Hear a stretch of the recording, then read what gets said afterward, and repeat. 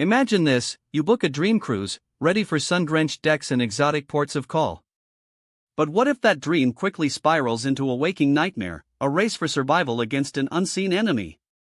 That's exactly what's happening right now, as passengers are being evacuated from a cruise ship battling a terrifying hantavirus outbreak. Are we witnessing a preventable disaster, or is this a sign of larger, more systemic failures in our global health infrastructure?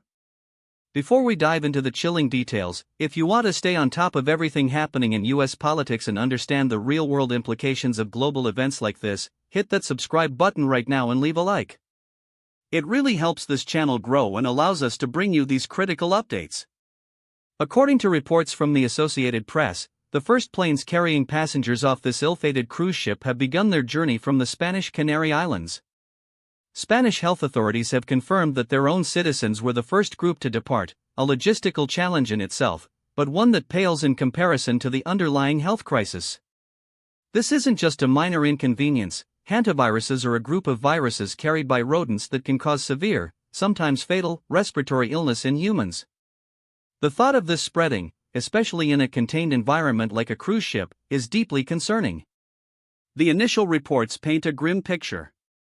Passengers, likely unaware of the danger lurking on board, are now being airlifted, whisked away from the vessel in a desperate bid to contain the outbreak and ensure their safety. This evacuation isn't just about getting people home, it's about preventing further transmission and potentially saving lives. The speed at which this has unfolded, from what was likely a normal cruise itinerary to a full-blown public health emergency, raises serious questions. What are the specific conditions on this ship that allowed hantavirus to take hold? Was it inadequate sanitation, a failure in rodent control, or a combination of factors? And crucially, how did it go undetected for so long that it reached outbreak levels?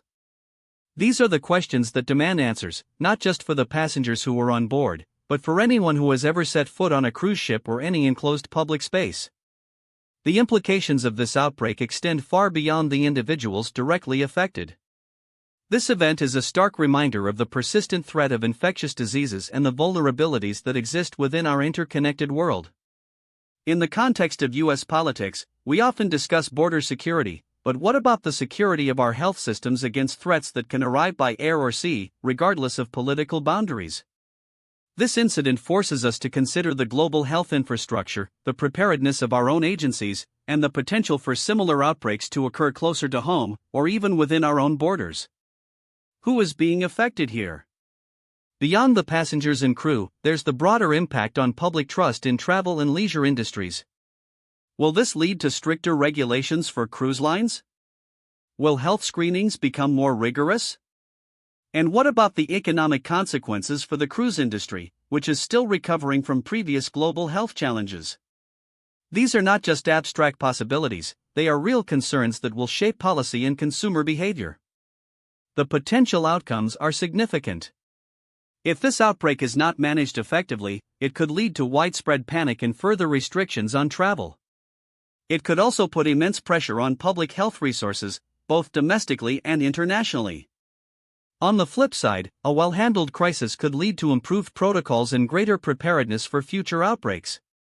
But the immediate concern remains for those on board and their health. This situation is a critical test of our ability to respond to emerging health threats. It highlights the importance of international cooperation, transparent communication, and proactive measures to prevent the spread of diseases.